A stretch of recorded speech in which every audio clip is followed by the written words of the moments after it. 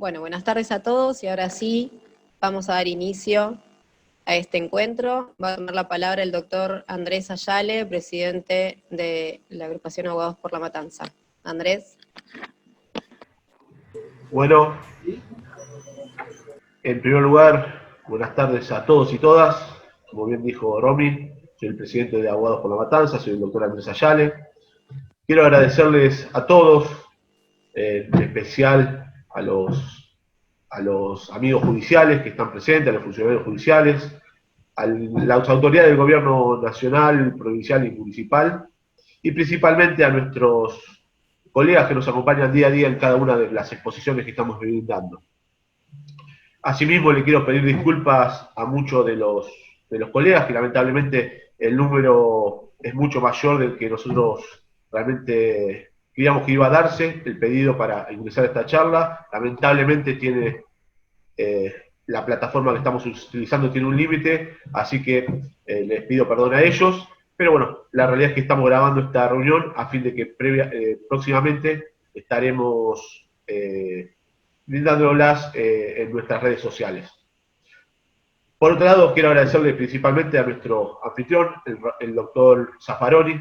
Realmente un orgullo para nuestro espacio que el doctor esté brindando hoy esta charla. Realmente en estos momentos tan difíciles que estamos pasando, no solamente la Argentina, el mundo entero, hace que la solidaridad del doctor demuestra su simpleza y su profesionalismo hacia todos nosotros, que nos permite escucharlos en estos momentos donde está bueno que todos nos quedemos en casa. Máxime que hoy es el día, para nosotros será algo especial, hoy es el día, cumple 417 años el municipio de La Matanza, un municipio el más grande de toda la Argentina, el más populoso, donde tenemos la suerte de ser el único municipio que tenemos poder judicial propio. Eso se lo debemos al trabajo de muchos colegas, de muchos profesionales que hicieron mucho por esto.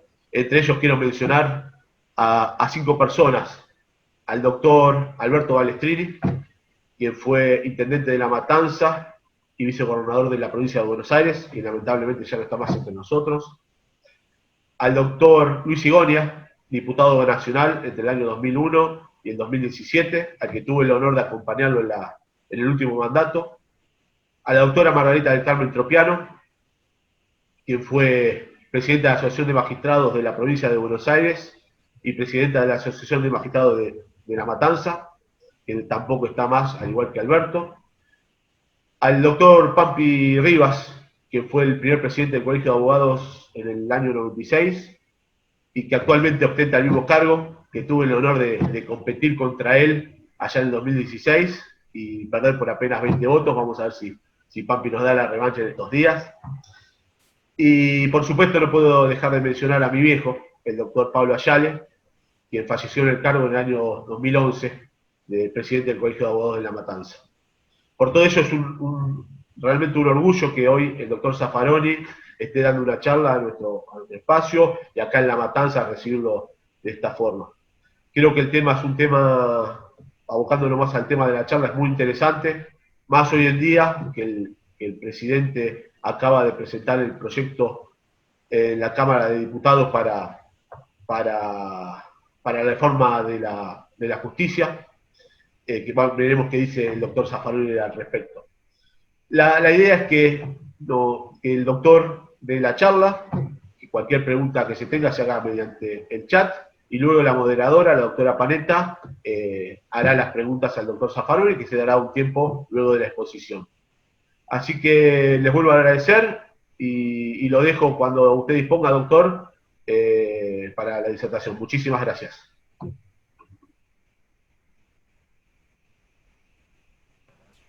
Muchísimas gracias, es un honor y un gusto poder conversar con ustedes esta tarde.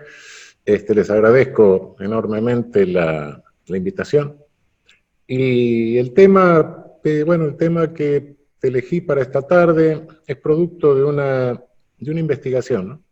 Realmente como estamos en arresto domiciliario, esto me ha llevado abrir carpetas de papeles viejos, de cosas que estaban sin terminar. Y en algún momento me llamó la atención el delito de prevaricato, sobre todo cuando condenaron por prevaricato a Baltasar Garzón en España, etc. Pero bueno, después lo dejé. Y quedó ahí la carpeta de papeles viejos y fichas, etc. Y ahora con una colega, la doctora Nadia Espina, que es una docente de la Cátedra de Derecho Penal de la Universidad de Buenos Aires, nos hemos puesto a revolver papeles, como resultado de lo cual el del prevaricato me pareció que tenía cierta preponderancia por el momento y porque realmente en la ciencia penal nuestra no había trabajos monográficos realmente sobre el prevaricato.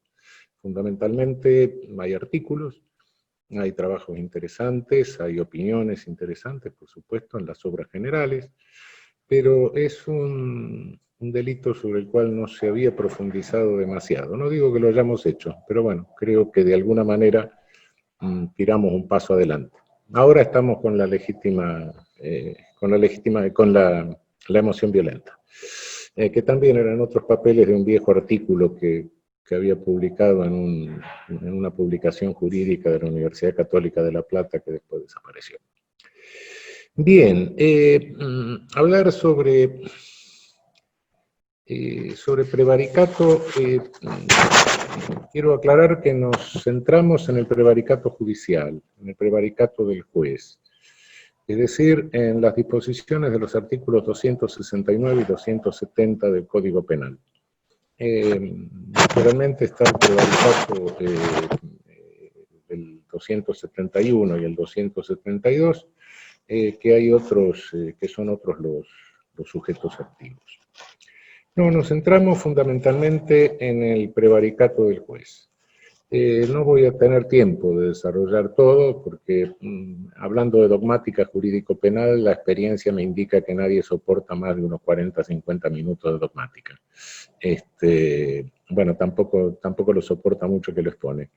En consecuencia, quizá me limite a llegar hasta la tipicidad directamente, hasta el tipo penal del prevaricato simple, ¿no? Porque nuestro Código Penal en el 269 sufrirá multa de pesos 3.000 a pesos 75.000, inhabilitación absoluta perpetua, el juez que dictare resoluciones contrarias a la ley expresa invocada por las partes o por él mismo, o citare para fundarlas hechos o resoluciones falsas. Este es el primer tipo penal, que es el tipo básico de prevaricato. En el segundo párrafo del 269 se establece un tipo calificado, agravado. Si la sentencia fuere condenatoria en causa criminal, la pena será de 3 a 15 años de reclusión o prisión e inhabilitación absoluta. El último párrafo, el tercer párrafo del artículo 269, extiende la condición de sujeto activo a los árbitros y arbitradores amigables componentes.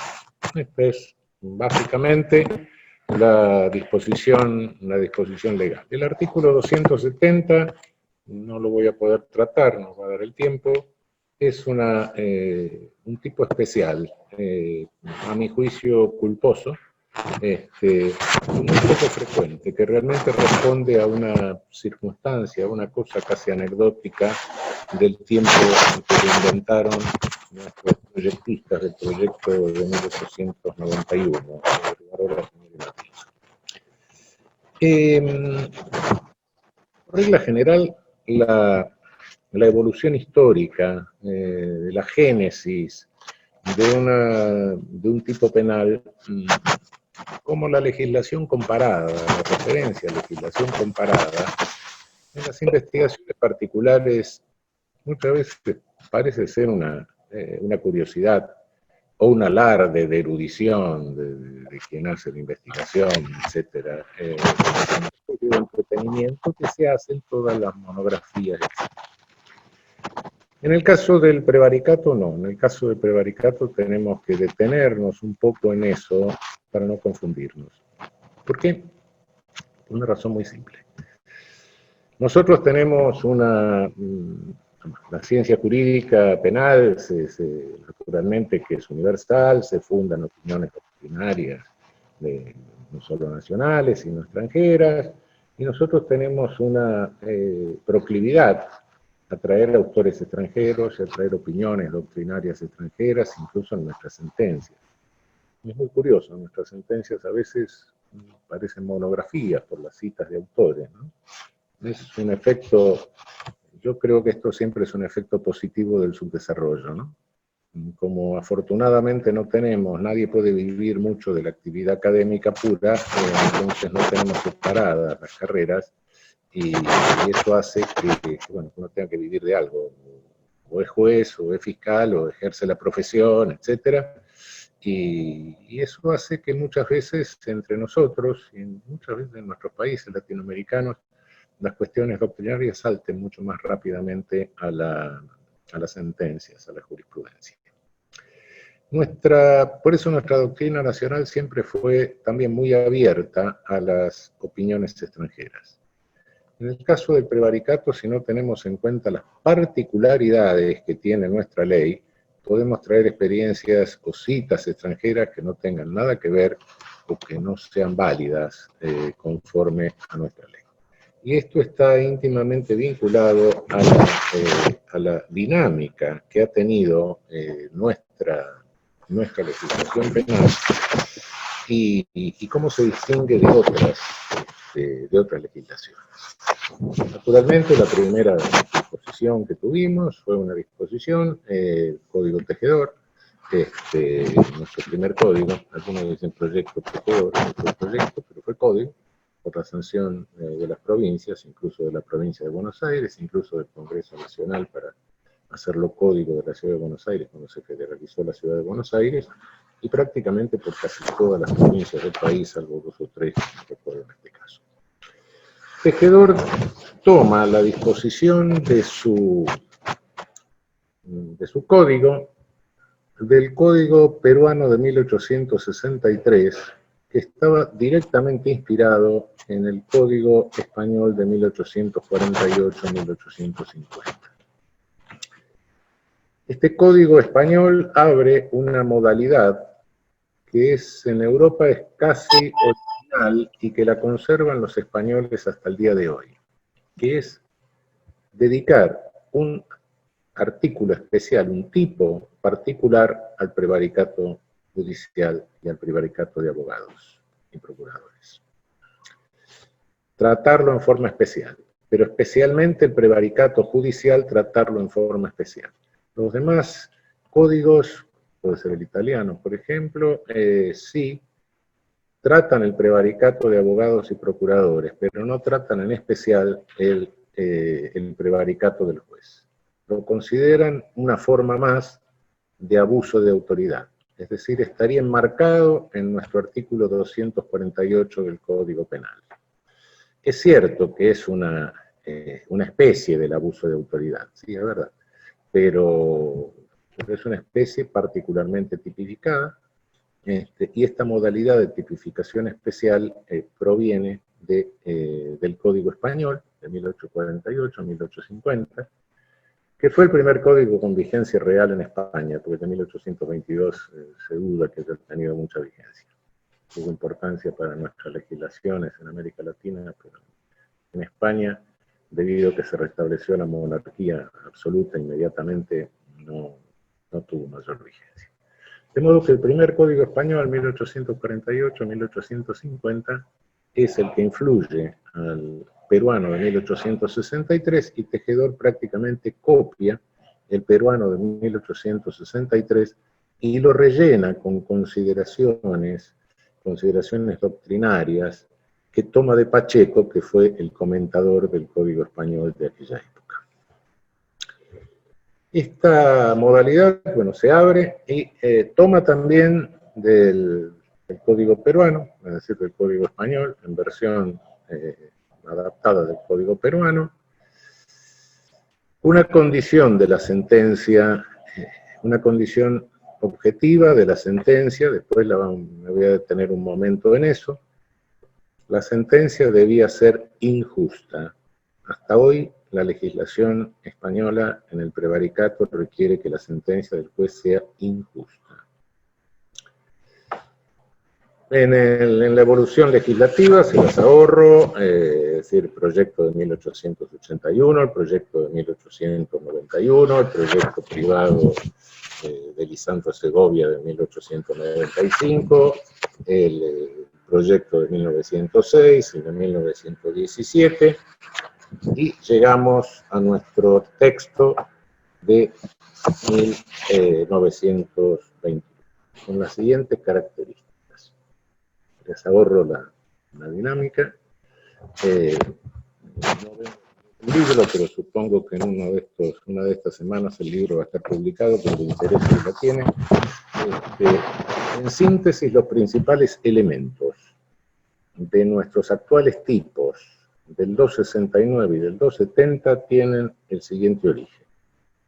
En cuanto a la tipificación especial del prevaricato del juez, esto proviene del Código Tejedor por influencia del español a través del Código Peruano de 1863.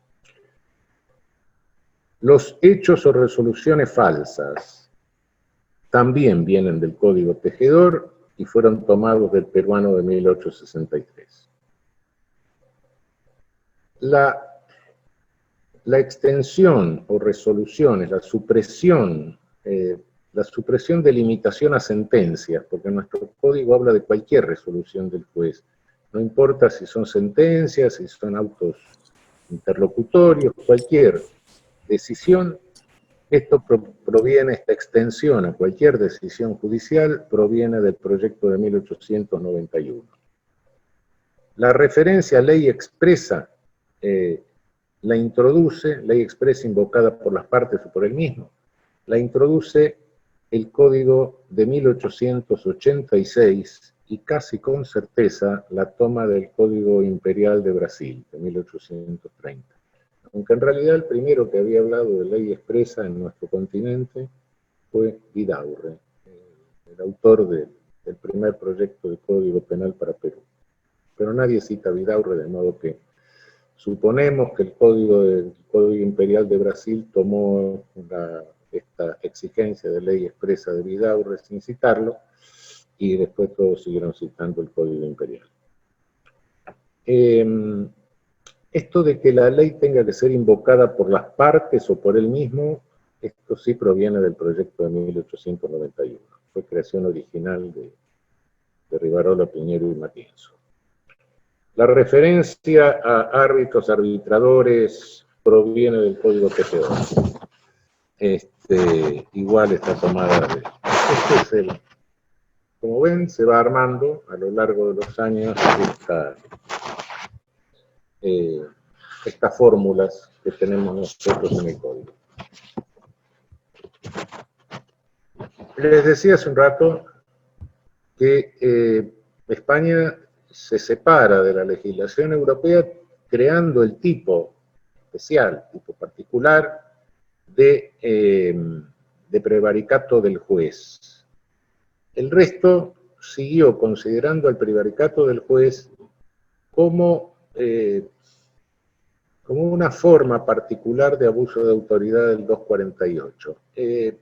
Es claro que en el proceso en que se fueron haciendo nuestros proyectos de códigos, etc., los autores de nuestros proyectos sabían esto, lo conocían, y sobre todo lo conocían porque manejaban muy de cerca, e incluso la invocan como fuente, el Códice Zanardelli, etc., toda la legislación italiana.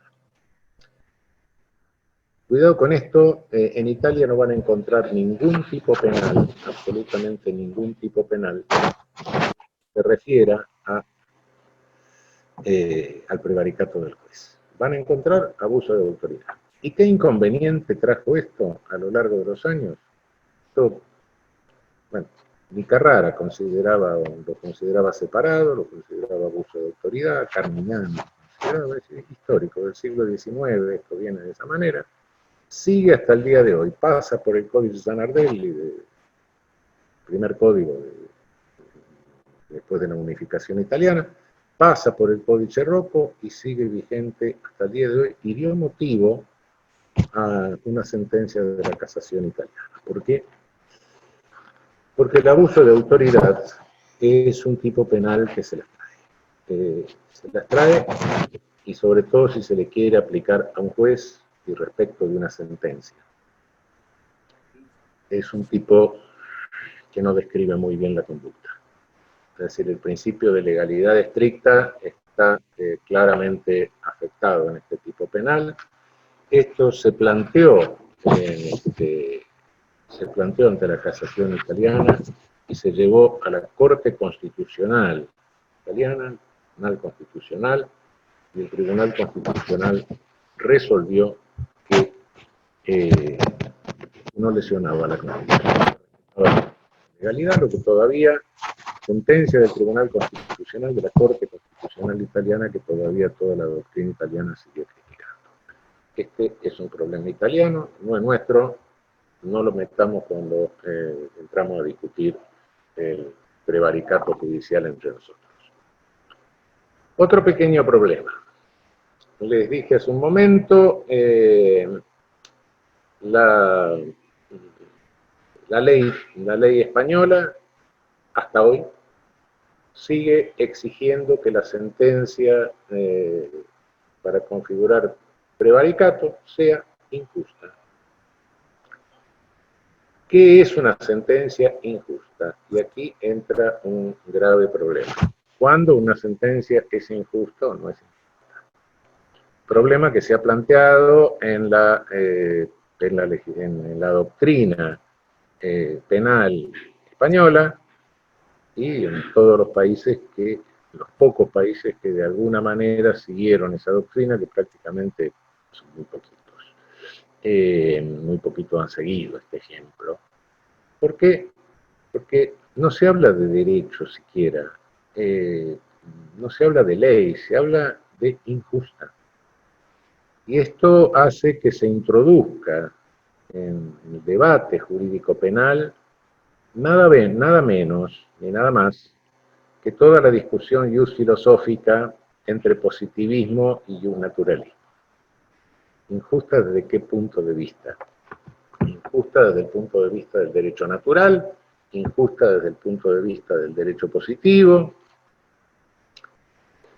La doctrina española patina en esto, patina tremendamente.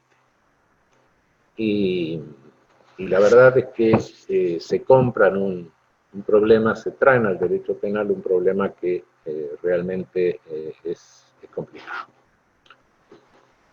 No traigamos nada de la doctrina española respecto de esta condición de la sentencia, porque tampoco es un problema nuestro.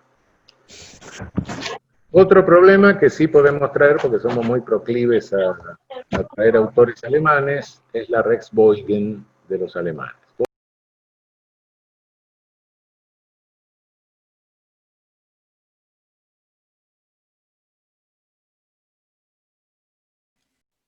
Sentencia que tuerce el derecho, que Beugen en alemán es la sentencia contraria al derecho, dice la ley. Ley que copiaron los paraguayos en su código. Es el único en América Latina que tiene esta referencia. Aquí hay otro serio problema. Se está refiriendo al derecho, no se está refiriendo a la ley.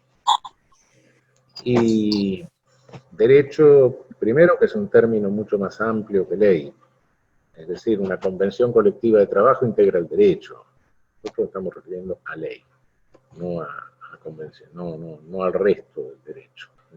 Incluso ateniéndonos a derecho positivo nos estamos refiriendo a eso. Pero tampoco cancela el problema de si nos estamos refiriendo a derecho positivo o a derecho natural. Sigue dentro, mete toda la discusión, la disputa filosófica la puede meter dentro de la interpretación de este tipo con todo el consiguiente problema. A tal punto esto ha sido materia de complicación para los alemanes, que un autor alemán ha dicho, bueno, miren, la solución no está en algo objetivo, sino que la solución depende de la íntima convicción del juez. Si el juez está íntimamente convencido de que ha resuelto conforme a derecho, no hay delito. Es decir, prácticamente estaría convirtiendo esto en una especie de tipo de convicción, subjetivizando totalmente el tipo, más allá de toda la subjetivización del injusto que se puede tener, la teoría de subjetivización del injusto, no va mucho más allá. Pero esto tiene un inconveniente, que también entre nosotros, también Soler no llega tanto, pero de alguna manera exige la mala fe. Todo tipo tiene un aspecto objetivo y un aspecto subjetivo. Y si no hay un aspecto objetivo, no podemos valorar el aspecto subjetivo del tipo. Yo no puedo ir a averiguar si hay dolo si no tengo un aspecto objetivo, que el dolo requiere que el sujeto conozca y quiera la realización de ese aspecto objetivo. Es decir, se nos va una subjetivización total, un tipo de delito de convicción, Überzeugungsdelikt.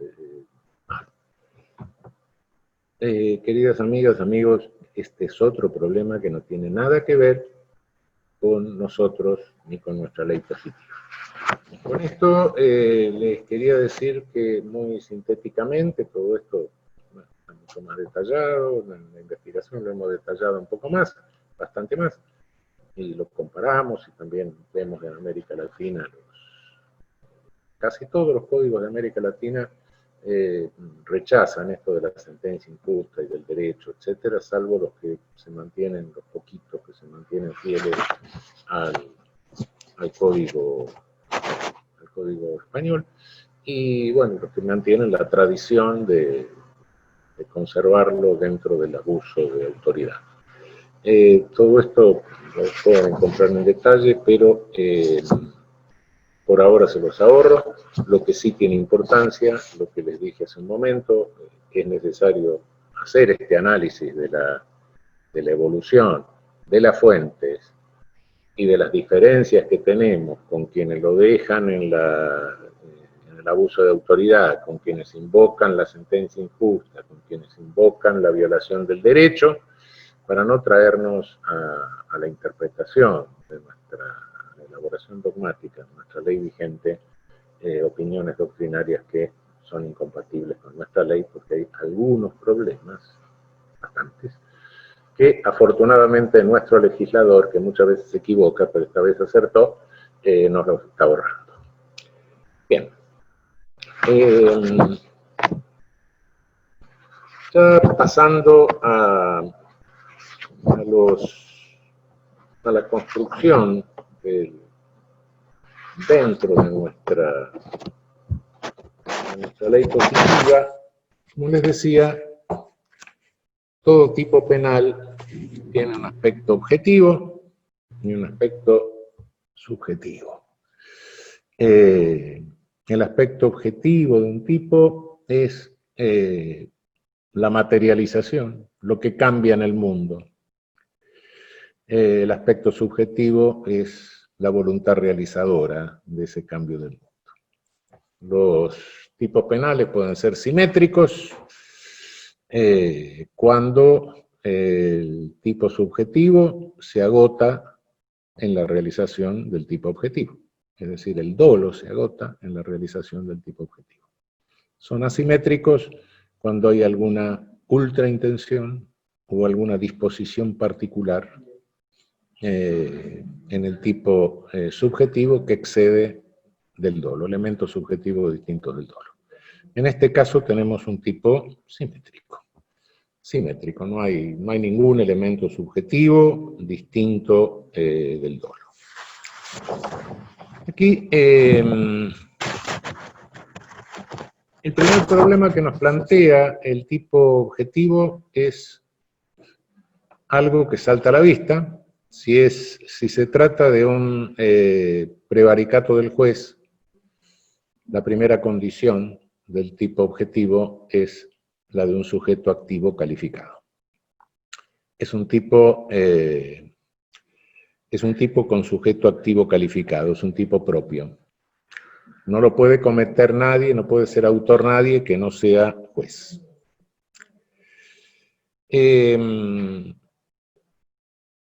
Claro, ¿quién es juez?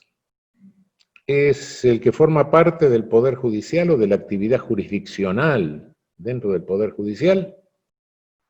¿O es cualquiera que juzga en el ámbito administrativo, etcétera? Bueno, a través de una interpretación restrictiva, que es la que se impone, básicamente, en toda interpretación de tipo penal, salvo que una interpretación restrictiva nos lleve al ridículo o al absurdo. En ese caso, tenemos que excluir a todos los que juzgan en el ámbito administrativo. Y por ende, tendríamos que excluir a todos los jueces de faltas administrativos. No confundiendo juez de falta administrativo con juez contravencional que forma parte de un poder judicial como en la Ciudad Autónoma de Buenos Aires. El juez que forma parte del poder judicial, sí. Ahora, otro de los problemas es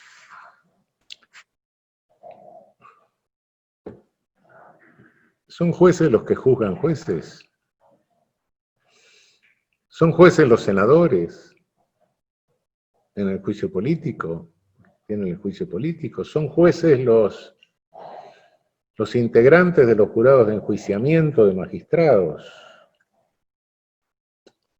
Entiendo que no lo son. Podría pensarse en los senadores, porque a la letra de nuestra Constitución, los senadores pueden aplicar una pena, pueden imponer una pena de inhabilitación perpetua. Pero esa es la letra de la Constitución. La letra, y creo que es una cláusula obsoleta, porque entra en contradicción con la Convención Americana de Derechos Humanos posteriormente incorporada a la Constitución, y una Constitución no puede ser autocontradictoria. De modo que imponer una pena por parte de un órgano administrativo sin posibilidad de revisión es violatorio de la Convención Americana. De modo que creo que esa cláusula es obsoleta y por ende lo único que puede hacer en el juicio político el Senado es destituir a la persona, de la misma manera que es lo que puede hacer un jurado de enjuiciamiento. Parece extraño, algún autor, Nochetti Fasolino, en un artículo ha dicho, bueno, lo que juzgan a jueces no pueden cometer prevaricato, los jueces sí, bueno, sí, puede ser, pero creo que no entran dentro del concepto de juez. En cuanto a, se puede plantear alguna duda respecto de quienes integran, no en forma permanente, el Poder Judicial, ¿no? Los jueces subrogantes, por ejemplo. Me parece que esa duda integran el Poder Judicial, hacen actos jurisdiccionales, sus funciones jurisdiccionales, pueden dictar sentencias, actos interlocutorios, etc. De modo que sí creo que los jueces subrogantes son jueces. Se plantea el problema de los jurados. Bueno,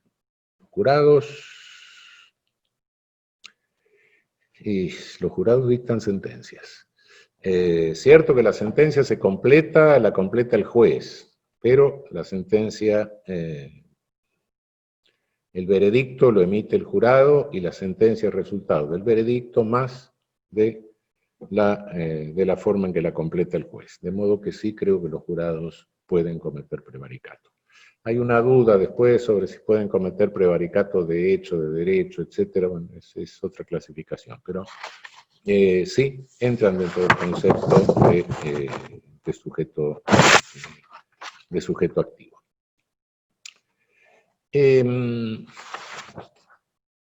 ¿Cuál es la conducta típica?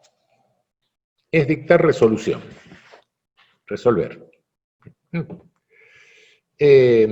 Una resolución que es producto de un acto jurisdiccional, es decir, cuidado, acá las resoluciones de mero trámite o las resoluciones de superintendencia no entran dentro del concepto de la conducta típica de prevaricato. Naturalmente tiene que ser una resolución que cause algún perjuicio a alguien.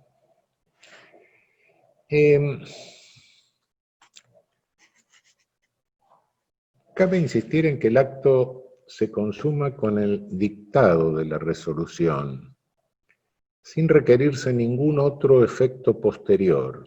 Poco importa que la resolución, basta que la resolución cause algún perjuicio a alguien, pero la resolución no importa que sea anulable, que sea apelable, que sea definitiva. Hay una única opinión doctrinaria de un autor de poco prestigio de hace muchísimos años, en los primeros años de vigencia del Código, que dijo que si la resolución era apelable, no configuraba prevaricato. No, esto no es cierto. Poco importa que sea apelable, que sea definitiva, que sea prohibida. La revocabilidad de la resolución nunca determina la tipicidad o atipicidad de la conducta. Ahora bien,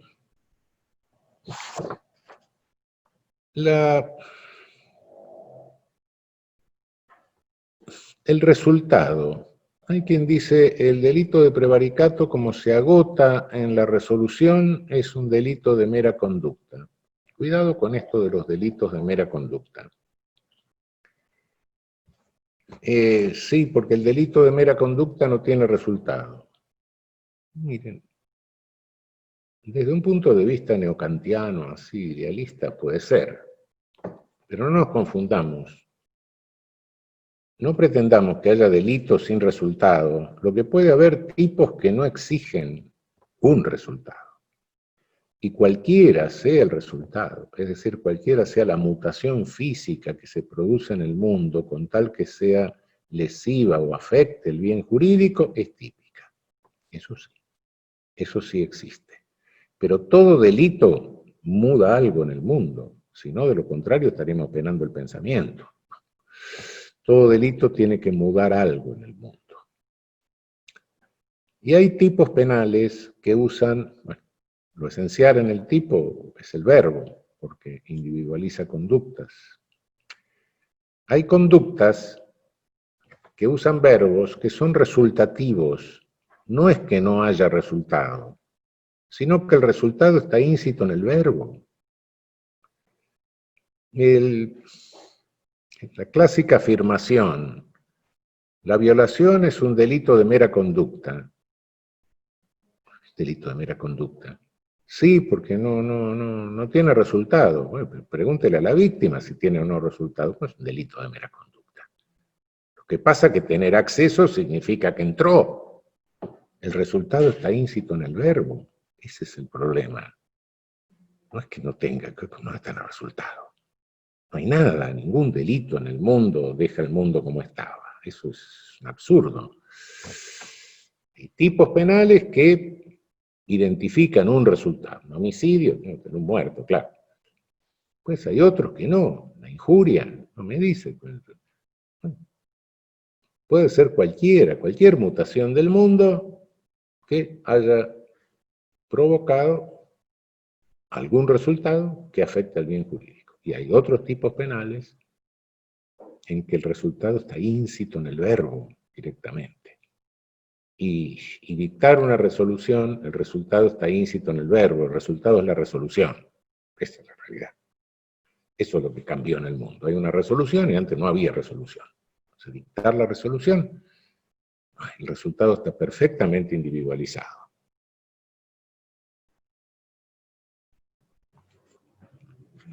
Ahora bien,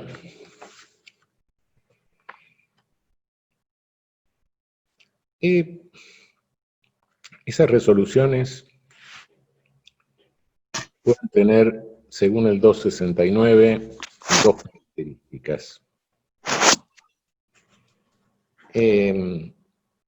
Unas pueden ser, tradicionalmente, aunque las denominaciones son bastante complicadas, se dividen las características que puede tener la resolución resultante del prevaricato en prevaricato de derecho y prevaricato de hecho. Dudo mucho de esto. La conducta es la misma, son dos características que puede tener diferentes, que puede tener el resultado, es decir, la resolución. El prevaricato de derecho es que la sentencia o la decisión, la resolución, sea contraria a la ley invocada por las partes o por el mismo juez.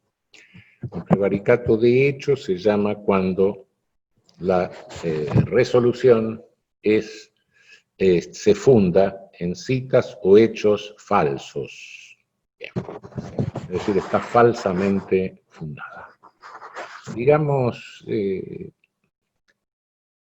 que el llamado prevaricato de derecho indica una resolución que es contraria a la ley, y el prevaricato, la ley que se aplica.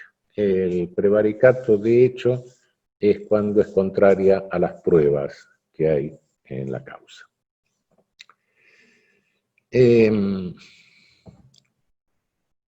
Estas son, insisto que no son dos tipos distintos, sino que son dos modalidades del resultado típico. El resultado típico tiene que tener una, otra o las dos.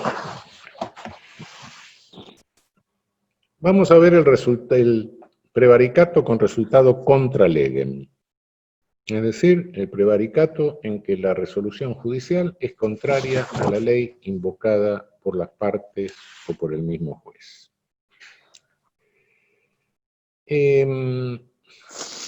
Asunto de que la ley sea invocada por las partes o por el mismo juez es una especie de reaseguro de carácter procesal, ¿no? Para excluir de entrada, decir, bueno, cuidado que no se ampare el juez así porque sí en el desconocimiento de la ley.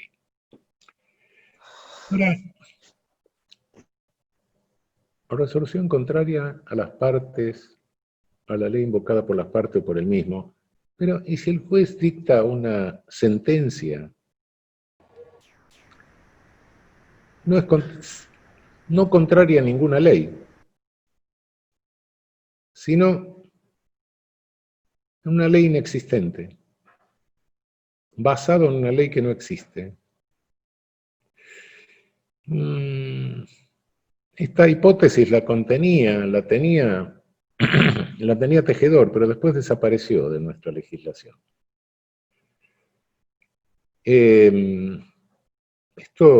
Esto plantea algún pequeño problema, porque pongamos un juez que sentencia en función de una ley derogada. Es una ley que no existe. Pero se ha planteado en la jurisprudencia algún caso, son raros, pero se ha planteado. Se ha planteado el caso de un juez que rechazó un amparo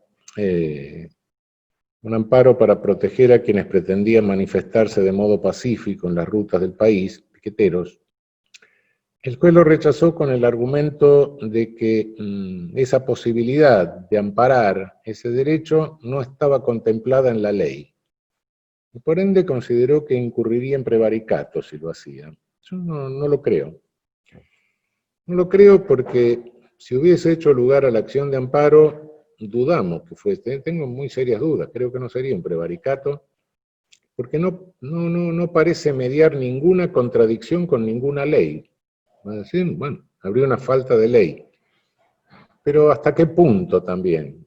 Porque algún fundamento tenía que tener y el fundamento lo tenía que extraer de la Constitución. Y la Constitución también es una ley. Cuidado. Es la primera ley que tenemos que tener cuidado de cumplir.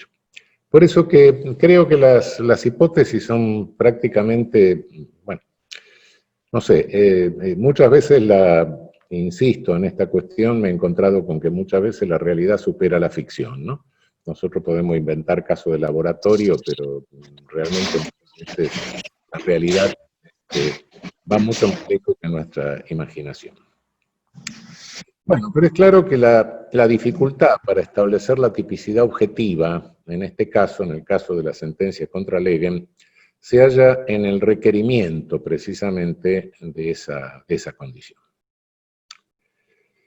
Hay una idea vieja del iluminismo, de Beccaria, de que el juez tiene que hacer un silogismo, define el caso fáctico y ve si encuadran la ley, pero esto es un sueño, esto es un sueño. El derecho es materia de interpretación, no hay nada que hacer. Y además la ley se expresa en lenguaje humano, y el lenguaje humano inevitablemente tiene cierto grado de imprecisión y siempre es materia de interpretación. A este respecto, y con respecto de esta exigencia, de esta característica del tipo objetivo, los primeros intérpretes de nuestro código, incluso el propio Rodolfo Moreno dijo, fueron muy extremadamente escépticos sobre la eficacia de este tipo penal y la posibilidad de aplicar este tipo penal. Realmente nuestra doctrina tampoco la voy a repasar mucho. Hay, como les decía, alguna tendencia de cualquier manera, alguna tendencia a subjetivizar el tipo, sobre todo Soler se acercó bastante a esto, pero lo que todos advierten es que no cualquier sentencia que resulta contraria a la ley, es obvio, es el resultado de un prevaricato. Creo que en el prevaricato de derecho hay un problema que sí, está claro, no toda sentencia que resulta contraria a la ley, pues si no toda sentencia que se revoque sería prevaricato. Necesitamos cerrar el tipo objetivo de alguna manera. Es indispensable cerrar el tipo objetivo en el prevaricato contra legem de alguna forma. Se necesita un elemento negativo de recorte porque de lo contrario se va el tipo a un desastre y puede abarcar cualquier hipótesis. ¿Cuál es el elemento de recorte? Obviamente la contrariedad a la ley es un elemento normativo del tipo objetivo. Es normativo, claramente, lo más normativo que se le puede a uno ocurrir. Bien, un elemento normativo, ¿a qué remite? Hay elementos normativos que son flexibles y algunos son peligrosos, sobre todo cuando remiten a una ética así. Hay otros que no, que se pueden cerrar, sobre todo cuando remiten a pautas de conducta que son de un grupo. Y entonces esas pautas de conducta del grupo como control, la misma pauta de conducta, la misma pauta ética que rige dentro de un grupo, ética en el sentido de etos, de costumbre, ¿no? No otro. La misma pauta que rige la costumbre, la ética de un código se convierte en un control de la conducta de los integrantes del propio grupo, en ese caso se llaman mores, las mores. Bueno, ¿cuáles son las pautas de conducta? Y aquí creo que hay una remisión a pautas de conducta de un grupo, una remisión inmediata y una remisión mediata, que es lo que nos permite meter un elemento normativo de recorte para recortar, limitar adecuadamente la calidad de contrariedad a la ley resultante de la sentencia en caso de prevaricato. Y creo que lo que remite es, ante todo, a las mores del grupo judicial. Es decir, ¿qué hace un grupo judicial? ¿Cuál es la conducta? ¿Cuál es la costumbre, por así llamar? Pero no me gusta hablar de costumbre. Es ética en el sentido de etos, de pauta de conducta dentro del grupo. Bueno, primero no se hacen sentencias porque a mí se me da la gana, las sentencias se fundan. En segundo término, ¿cómo se fundan? Y bueno, se cita jurisprudencia, se cita doctrina, sí, efectivamente se razona más o menos, son las pautas del grupo. Y cuando el tema es complicado, porque esto generalmente no se plantea en temas simples, sino se plantea en temas complejos, bueno, ¿cuál es el criterio? Y acá hay una remisión inmediata, es la doctrina. Evidentemente, esto es lo que nos cierra un poco el elemento de recorte. Y se pueden plantear distintas hipótesis que puedo sintetizar, habría que precisarlas un poco más. En el texto donde publicamos la investigación se precisan un tanto más. Ahí podemos ver tres grupos o tres situaciones. Unas en que es claro frontalmente que el resultado es prevaricador. Otra en que es claro que el resultado no es prevaricador. Y una tercera que tendría que ser motivo de una evaluación más profunda, más particularizada. Primero, el resultado prevaricador es cuando la resolución es palmariamente contraria a la ley por tergiversación de su texto, sin que sea posible hallar ninguna opinión doctrinaria, nada, ni revisar el fondo de todos los anaqueles, de toda la biblioteca, y no se va a encontrar absolutamente ni un folleto que le dé la razón. Bueno, son casos realmente excepcionales, son casos muy raros. Sin embargo se dan. O sea, y bueno, no hace mucho hemos tenido nosotros un ejemplo, qué sé yo, procesar a alguien por traición a la nación sin guerra ante el texto del 119 de la Constitución, texto histórico de 1853, toda nuestra doctrina constitucional, toda nuestra doctrina penal. Bueno, un caso frontal de decir estoy violando la ley, aplico cualquier cosa. Pero estos son casos excepcionales, no es lo que es.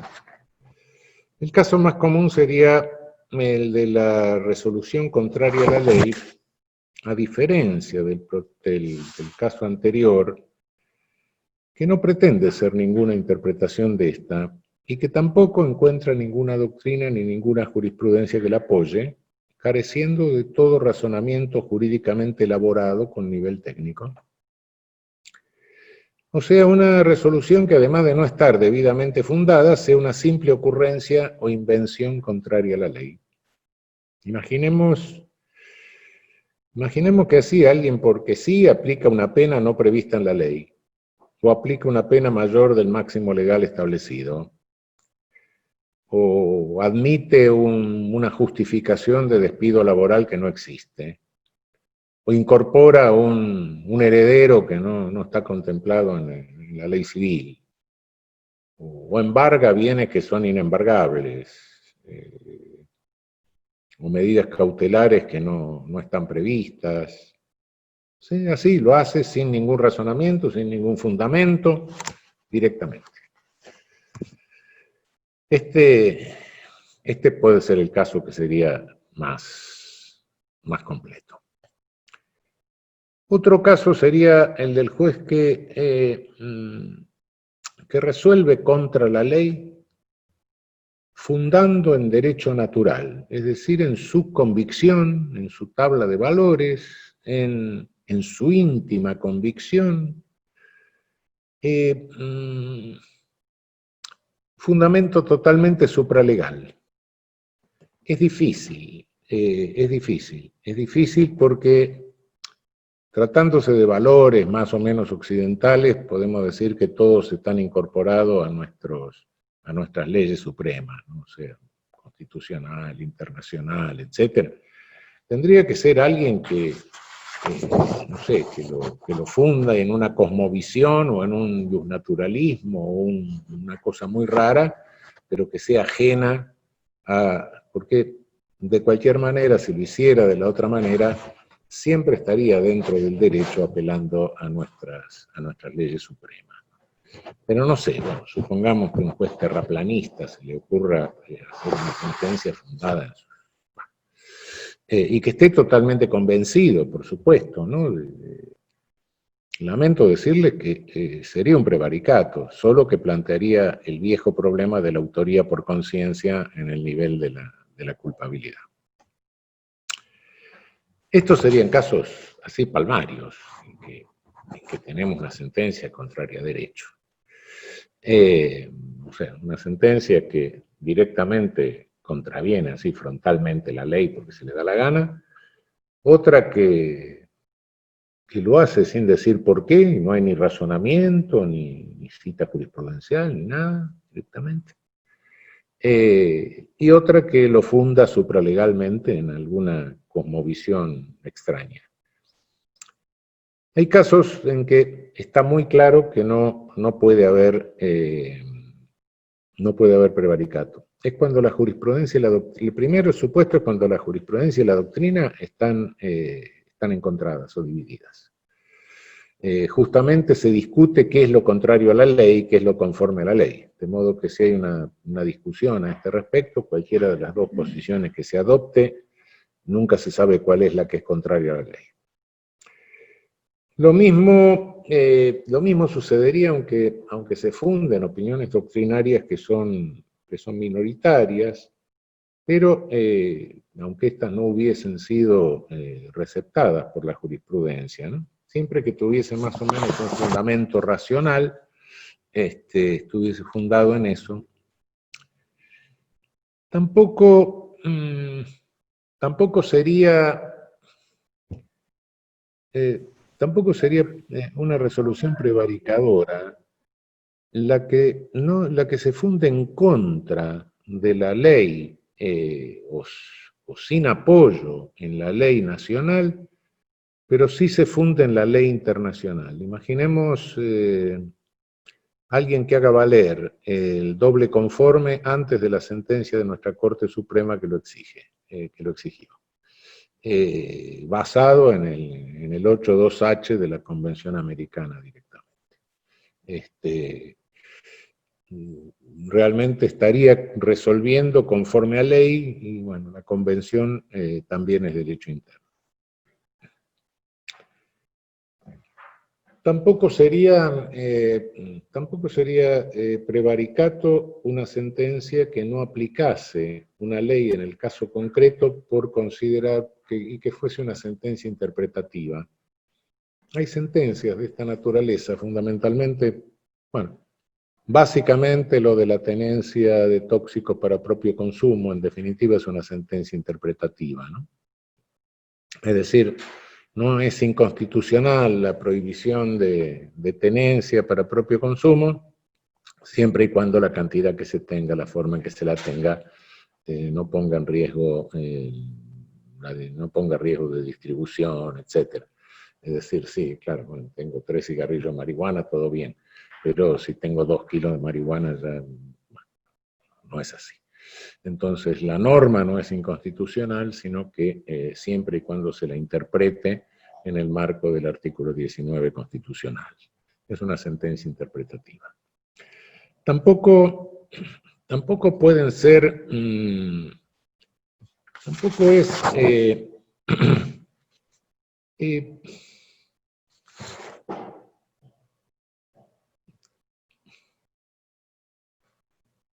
un problema frecuente que se plantea con las resoluciones contradictorias del juez. Les dije hace un momento que cuando hay jurisprudencia dividida y doctrina dividida, bueno, tomar una u otra como no sabemos cuál es conforme a la ley, pero un juez que va saltando de una a otra, según la cara, obviamente que sabe, en alguno de los casos, en alguno de los dos casos, sabe que está resolviendo contra ley. No se trata del juez que cambió de opinión, no, la opinión se puede cambiar, sino quien A resuelve en uno, resuelve conforme a, en otro conforme a B, en otro conforme a, en otro conforme a B, según la cara. Y lo vamos viendo a lo largo, ¿no? Es el juez que razonablemente una vez dice, bueno, cambié de opinión porque antes pensaba otra cosa. No, va cambiando. Obviamente creo que sería motivo de un juicio político, sería motivo de una destitución, es un mal desempeño, pero lamento decirles que no podríamos decir que haya un prevaricato, porque no sabemos cuál de las sentencias que dictó es contra legem. Ese es el problema.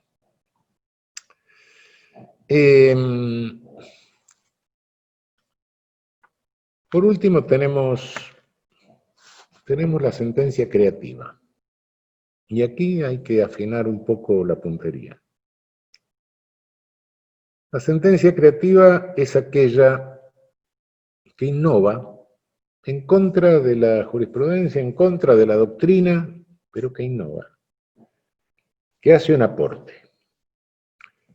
Es una arbitrariedad y es contra la ley. ¿Se puede considerar que esa interpretación es contra legem?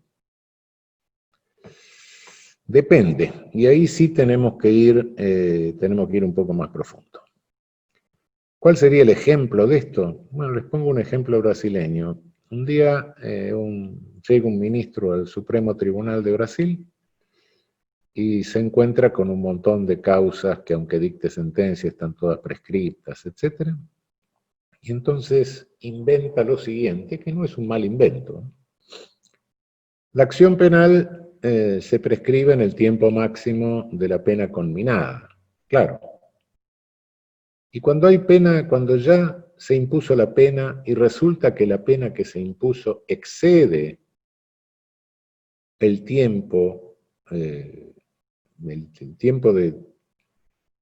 proceso excedió el tiempo de la pena impuesta, bueno, ahora ya tenemos, dice el juez, un criterio. Antes no lo teníamos y por eso nos guiábamos por el máximo, pero no se le aplicó el máximo, se le aplicó la mitad o se le aplicó el mínimo. Y entonces esto excedió, el tiempo que lleva en el proceso excedió la pena que se le está imponiendo, y entonces la declaró prescripta, la llamada prescripción retroactiva brasileña.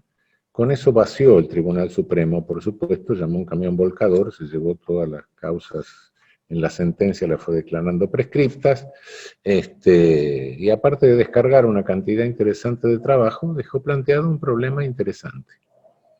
Si el tiempo prescribe la acción, ¿qué tiempo es? ¿Es el tiempo de la pena máxima o el tiempo de la pretensión punitiva cuando ya la concretamos? Cosa interesante. No tenía antecedente doctrinario, no tenía antecedente jurisprudencial, lo fundó muy bien, es decir, el tiempo, lo mismo. ¿Podrá estarse de acuerdo? No, pero muy bien fundado, muy bien.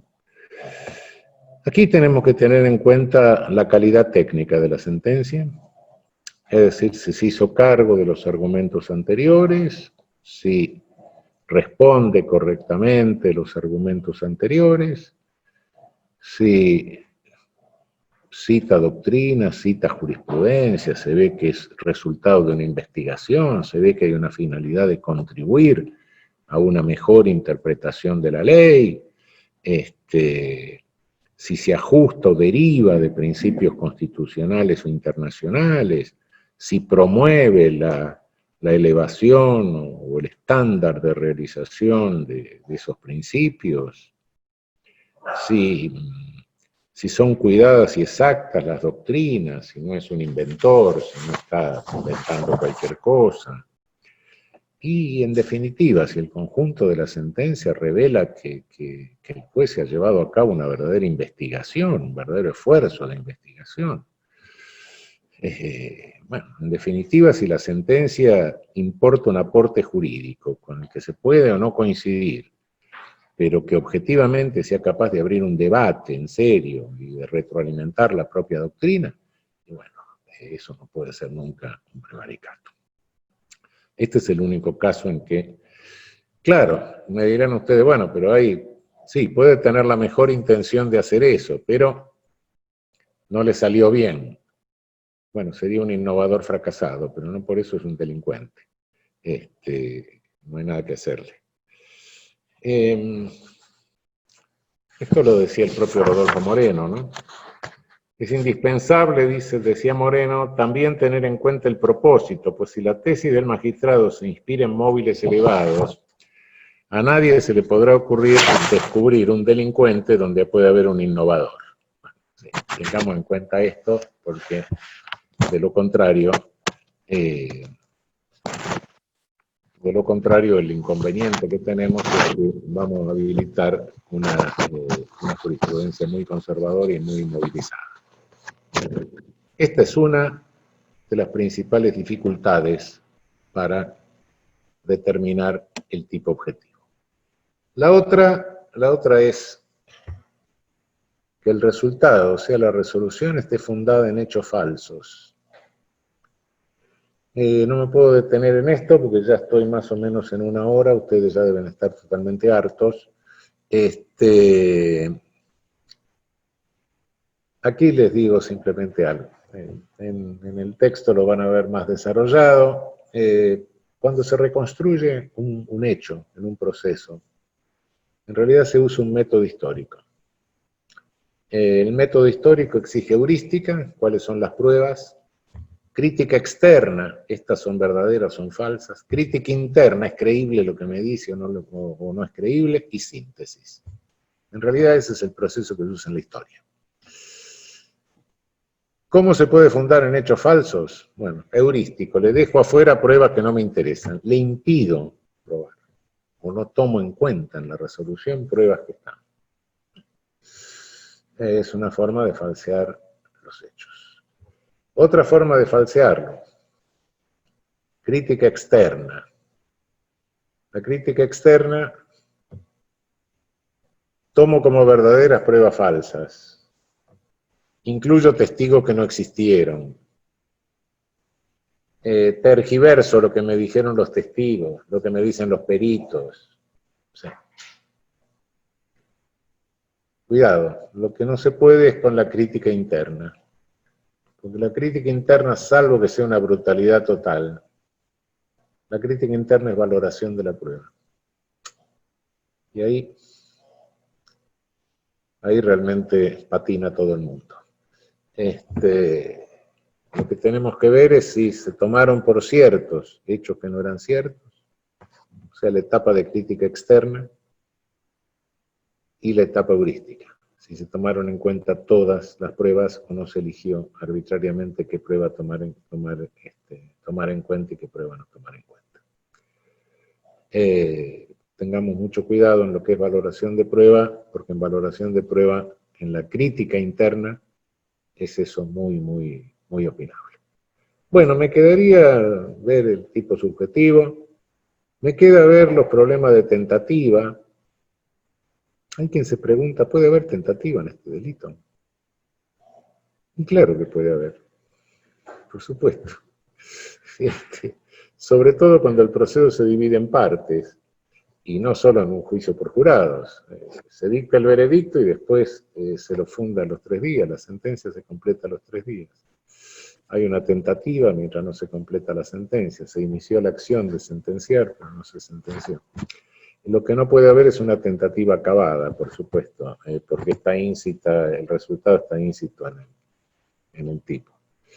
Y hay otra cosa que se la planteé justamente cuando lo estaba estudiando, lo llamé por teléfono al pobre Julio Mayer, porque me entró una duda. ¿Cuándo hay sentencia? ¿Hay sentencia cuando la firma el juez? ¿O hay sentencia cuando certifica el secretario y protocoliza? Hasta que no pasa eso, un papel firmado. Bueno, no sé. Julio me dijo que cuando se firma, pobre Julio, lo dejo abierto, es un problema procesal. Si no la hay hasta que se protocoliza, entonces la firma es todavía un acto de ejecución, es una tentativa. Si la protocolización es necesaria, el secretario que protocoliza es un cómplice necesario. No puede ser sujeto activo, pero tiene dominio del hecho, si no, no. Eso se lo dejo como problema procesal. Bueno, hasta aquí llegué. No los voy a cansar más. Con esto les mostré un poco algunos de los problemas que nos trae el prevaricato judicial y que naturalmente creo que van a ser motivo de discusión en nuestro medio. Es un tema complejo, es un tema en el que hay que delimitar el tipo para que no se nos escape realmente y puedan reproducirse imputaciones o acusaciones de prevaricato en forma loca, y por otra parte, determinar bien lo preventivo. Hay algunos problemas que pueden ser de estado de necesidad, hay algunos problemas que pueden ser de exculpación, pero no son tan complejos. El problema más complejo es determinar cuál es el tipo objetivo. Ese es el problema más grave que presenta este delito. Bueno, muchísimas gracias. Bueno, muchísimas gracias, doctor. ¿Se me escucha bien? Sí. Bueno, les pedimos que silencien sus micrófonos nuevamente. Le agradecemos en nombre de todos los asistentes que también están a través del chat dando sus agradecimientos, bueno, y los agradecidos que están por la exposición. Antes de pasar a la sección de preguntas y respuestas, les recordamos que pueden seguir pasando sus preguntas a través del chat, y queremos dar las gracias nuevamente al doctor Zaffaroni por esta exposición y por tomarse el tiempo para compartirla con todos nosotros. Les agradecemos nuevamente también a todos ustedes por su participación y agradecemos sobre todo la presencia del doctor Marcelo García, que es defensor general de La Matanza y miembro del Consejo de la Magistratura, al doctor Eugenio Rojas Molina, ex camarista en lo civil y comercial en el Departamento Judicial de Morón y ex presidente de la Asociación de Magistrados y Funcionarios del mismo departamento. También la presencia del doctor Alejandro Aníbal Segura, juez subrogante del Juzgado Nacional del Trabajo número 41 y designado vocal en la Cámara Federal de San Justo, tribunal que tiene a sus jueces designados desde el 2012 y que todavía no ha sido habilitado su funcionamiento. También está presente el doctor Franco Fiumara, que es juez del Tribunal Oral Criminal número 4 de La Matanza, el doctor Matías Rapazo, fiscal y expresidente de la Asociación de Magistrados y Funcionarios del Departamento Judicial de Morón, el doctor Federico Russo, fiscal del Departamento Judicial de La Matanza. Se encuentra presente el doctor Claudio Galdi, a cargo de la Secretaría número 7 del Juzgado Federal en lo Criminal y Correccional número 2 del Departamento Judicial de Morón, el doctor Marcelo López, secretario de Planificación Estratégica del municipio de La Matanza, la doctora Rocío Giussi, subsecretaria general de Control Comunal del municipio de La Matanza, Daniel Baraglia, miembro de la CONIAU, el doctor Pablo Estrada, delegado ante la FACA por el Colegio de Abogados de Quilmes, y por último, agradecer también la presencia de las doctoras Silvia Furcinito, Mariana Suárez, los doctores Jorge Pérez y Mariano Lardón Olivera, todos ellos miembros del Consejo Directivo del Colegio de Abogados de La Matanza. Ahora sí, si hay algunas preguntas, si quieren seguir continuando, nos mandan las preguntas por el chat, pero si el doctor Zaffaroni está dispuesto, ya pasaríamos a la primera pregunta que tenemos para hacerle.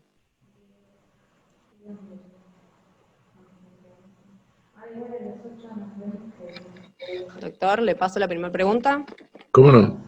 Bueno, la primera pregunta es del doctor Alejandro Segura, juez, y nos dice que una de las causales de remoción de un magistrado por el Tribunal de Enjuiciamiento del Consejo de la Magistratura de la Nación es haber incurrido en un delito en el ejercicio de sus funciones, remisión del artículo 115 al 53 de la Constitución Nacional. Si se imputa prevaricato y no el genérico mal desempeño, ¿hay prejudicialidad? ¿Debe el Tribunal de Enjuiciamiento esperar la sentencia firme en la causa penal? ¿Tiene legitimidad y facultades para investigar un prevaricato judicial?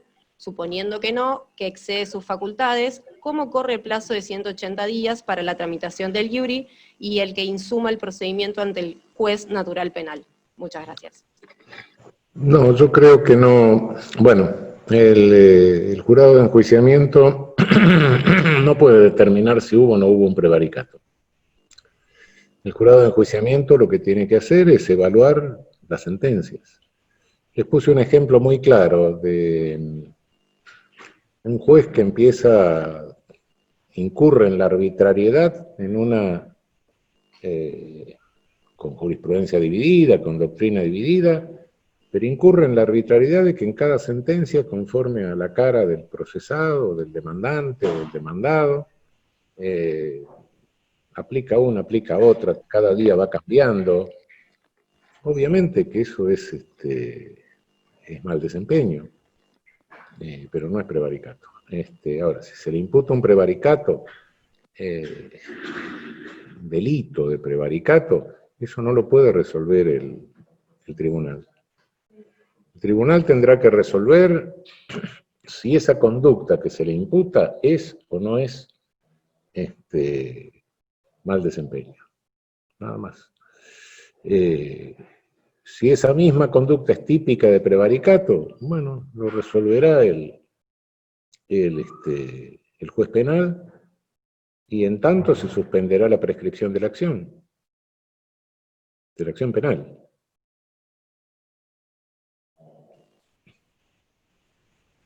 Pasamos a la siguiente pregunta, que la realizó el doctor Daniel Piroso, y que dice: la pena de multa e inhabilitación que prevé el actual Código Penal para el prevaricato, ¿le parece adecuada en función de la culpabilidad por el hecho? Sí, tengamos en cuenta que la establece para sentencias civiles, para sentencias no penales, pero que tiene una pena privativa de libertad para cuando la sentencia es condenatoria. Yo creería que el tipo calificado tendría que ser un poco más amplio, no solo en sentencia penal condenatoria, sino en toda resolución penal privativa de libertad. Pero bueno, es un gusto. De lege lata tenemos eso, ¿no? Es el tipo básico, es cualquier resolución. El tipo calificado es una sentencia penal condenatoria. En la historia de estos tipos, lo van a ver en la investigación esta, y nosotros lo tuvimos vigente con el Código de 1886, al juez prevaricador que dictaba una sentencia penal condenatoria, prevaricando, se le imponía la misma pena que él había impuesto en la sentencia. Era una retaliación así completa. La tuvimos vigente, esa disposición no se aplicó nunca, pero la tuvimos vigente hasta 1921. Bueno, muy bien. Pasamos a la tercera pregunta, que dice: ¿el delito de prevaricato solo puede ser cometido por acción o también puede ser cometido por omisión? Bueno, hay que dictar una resolución, es una acción. Ahora, la característica, no, bueno, por supuesto, es una acción. Pero hay el 270 tiene una disposición, el 270 se trae sus problemas. El 269 no tiene que ser por acción. Ahora, claro, lo que puede ser que la sentencia no esté fundada directamente. Normalmente toda sentencia tiene su resultando considerando una sentencia no fundada. No sé, solo se me ocurre por un accidente, que el que haya pasado la sentencia se haya omitido pasar, le haya llevado al juez la sentencia incompleta y la haya firmado sin fundamento. No sé, sí, el resultado puede ser, la sentencia tiene que estar fundada, tiene que estar correctamente fundada, no cabe duda. La exigencia de la responsabilidad internacional del Estado argentino es cuando se genera, cuando ejecuta sentencias o permite en su poder judicial que las sentencias no estén fundadas o no estén debidamente fundadas. Esa es la jurisprudencia internacional. Pero esa jurisprudencia internacional respecto de la responsabilidad del Estado. El juez que no funda adecuadamente una sentencia lo que hace es poner al Estado argentino en situación de una ilicitud internacional que la tiene que pagar el Estado. Pero sí, hay el resultado de la sentencia no fundada Y sí, pero siempre es por acción. Tiene que haber una resolución, tiene que haber una sentencia. La omisión de fundamentación de la sentencia no es una omisión en la acción, sino que es un resultado que omite la fundamentación. Pero en el tipo básico, por lo menos, tiene que haber siempre una acción que es la resolución. Perfecto, creo que quedó clarísimo. Le hago la cuarta pregunta que dice, ¿qué opinión le merece el proyecto de reforma de la justicia presentado por el Ejecutivo Nacional, en la que se unificará y duplicará los juzgados federales y designará un consejo de notables para que asesore al Poder Ejecutivo sobre el funcionamiento del sistema? Bueno, la desconcentración, yo siempre he creído que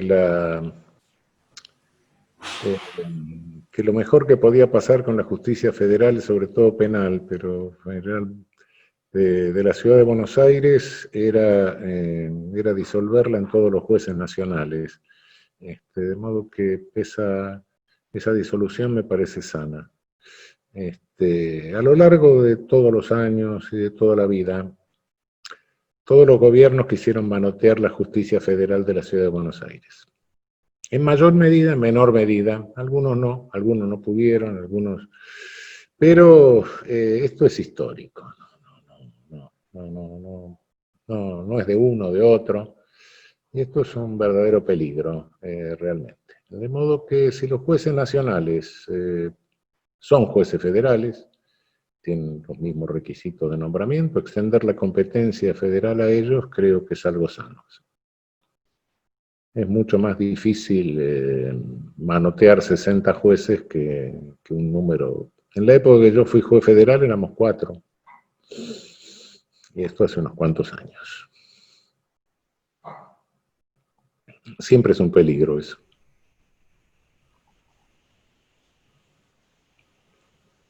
Concentrar poder en pocas manos es un peligro para el sistema republicano siempre. Bueno, muy bien, doctor. Pasamos a otra pregunta que dice, si las instancias superiores confirman la resolución dictada por el juez sobre la que se entiende que hubo prevaricato, ¿eso hace desaparecer la tipicidad o antijuridicidad de la conducta del juez?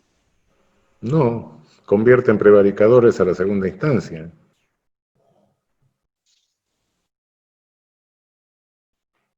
Son 2 sentencias prevaricadoras, la de primera instancia y la de segunda instancia. Muy bien. Bueno, ahí le paso una última pregunta que dice, un juez que dicta una prisión preventiva contrariando los principios de los tratados internacionales y la Constitución, ¿comete prevaricato? Para mí sí.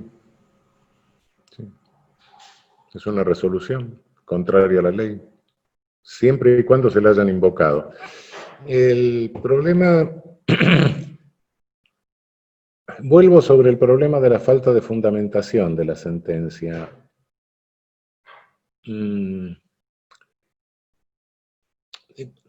Respondo a esta pregunta. Sí, por supuesto, el juez que ordena una prisión preventiva en violación de la ley, de los supuestos que están previstos en la ley, en la Constitución, en la Convención Internacional, etcétera, sí, comete prevaricato. Pero dejé algo en el tintero cuando hablé de la omisión de fundamentación de la sentencia.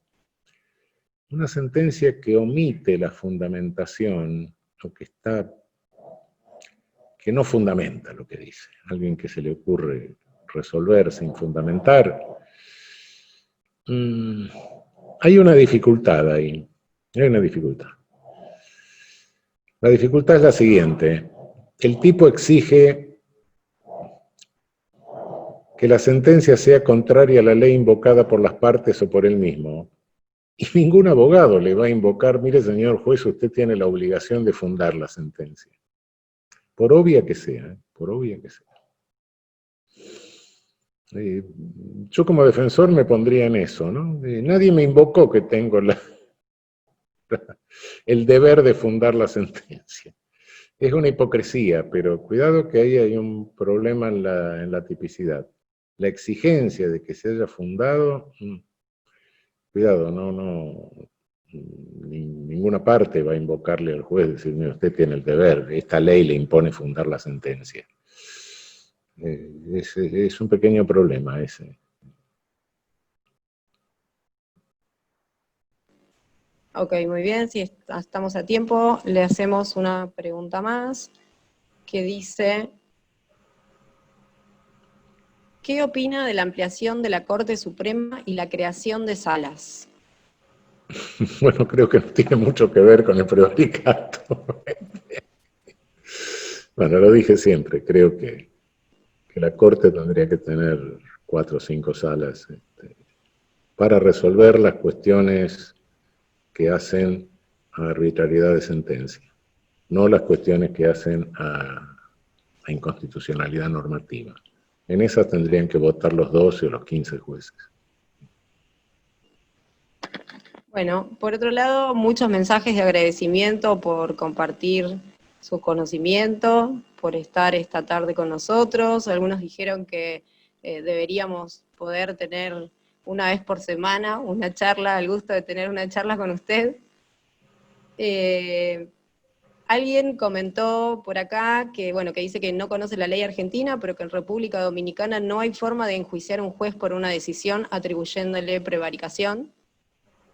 En la República Dominicana no hay. Bueno, sí hay, pero bueno. En América Latina hay algunos textos, el panameño, el uruguayo, que no tienen el tipo especial de prevaricato y que se mantienen, bueno, igual que por influencia del Código Italiano, lo tienen como lo que sería nuestro 248, es decir, abuso de autoridad. República Dominicana y Haití tienen el Código francés. Ese es el asunto. Entonces, no hay un tipo especial. Entran en el abuso de autoridad y en la forma en que está planteado esto en el Código francés, en el viejo Código francés, en el Código Napoleón. Muy bien, hay otra pregunta que me resulta quizás interesante, que dice, ¿la actividad fiscal en tanto como sujeto acusador es proclive al prevaricato? No. Podrá ser una instigación, podrá configurar una instigación al prevaricato, pero no puede ser sujeto activo de prevaricato porque no es juez. Instigador sí puede ser. Ahora, si la instigación, el problema es que si la instigación no produce una sentencia prevaricadora, es atípica, porque nosotros no tenemos la figura de, y por suerte, no tenemos la figura de tentativa de instigación. La instigación, para ser típica, como es accesoria de un injusto, la teoría de la accesoriedad limitada que tenemos nosotros, el injusto tiene que haberse intentado, por lo menos. De modo que si yo como fiscal instigo al juez a cometer un prevaricato, pero el juez no lo hace, bueno, mi conducta es atípica de prevaricatos. Muy bien, sí, continuamos, doctor, con las preguntas.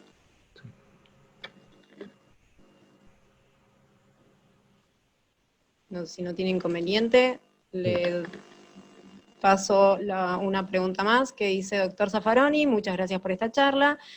Mi pregunta es la siguiente. Al principio de la charla usted dijo que entiende que el prevaricato del artículo 270 tiene un tipo subjetivo culposo.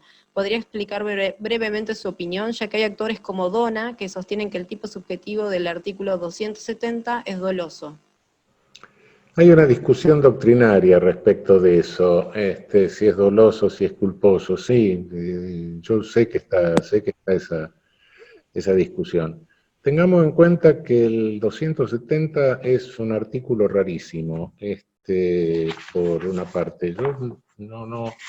Es realmente temido común. El juez que decretare prisión preventiva por delito en virtud del cual no proceda o que prolongare la prisión preventiva que compulsada en la forma establecida en el 24 hubiese agotado la pena máxima que podía corresponder al procesal Es una conducta que es extraña. Yo bueno, en principio, lo primero sería alguien que, no sé, que en un proceso por injuria decretara una prisión preventiva, por ejemplo, una cosa así. Y lo segundo sería alguien a quien se olvidaron directamente preso, no, pero que tampoco haya pedido la excarcelación, no entiendo, no. Esto procede del código del proyecto de 1891, y la fundamentación que tiene el proyecto del 91 es respecto de algunas conductas que hoy no las veo no las veo en la realidad, en la práctica judicial. No sé, salvo que, no sé, un preso que se haya quedado, no haya pedido, se le haya pasado, no tengo idea, pero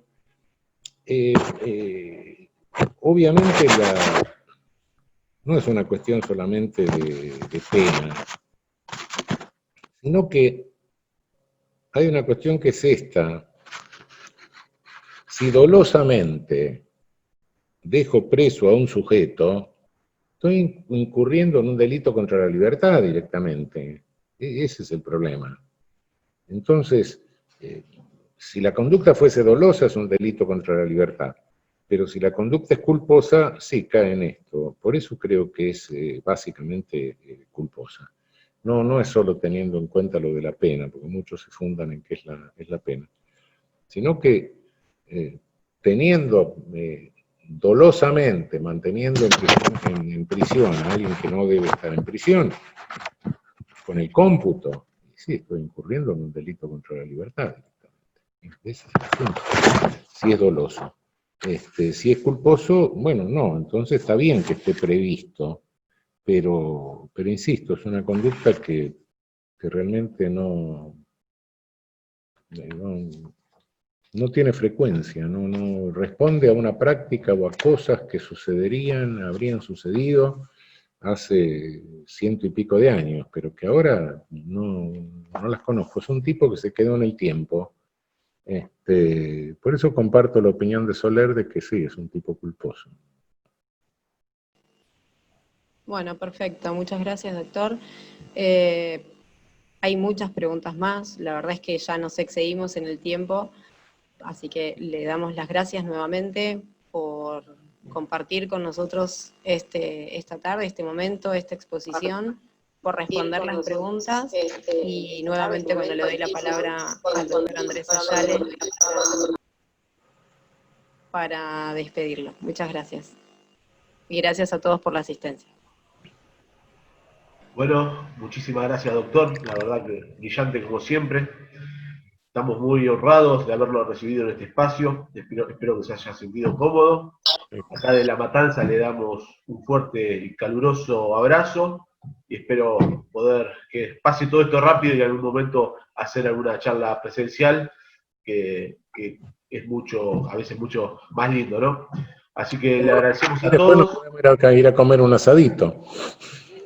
Y así será, doctor. Si Dios quiere, cuando pase todo esto, así será, doctor. Le agradecemos mucho, reitero, y muy honrados de que haya estado en este espacio y que haya estado acá en nuestra querida Matanza. Les agradecemos a todos también por estar presentes. Y bueno, les invitamos a ver nuestras próximas actividades de las redes sociales. Y bueno, pronto nos estaremos encontrando. Muchísimas gracias y reitero el agradecimiento a ustedes, doctor.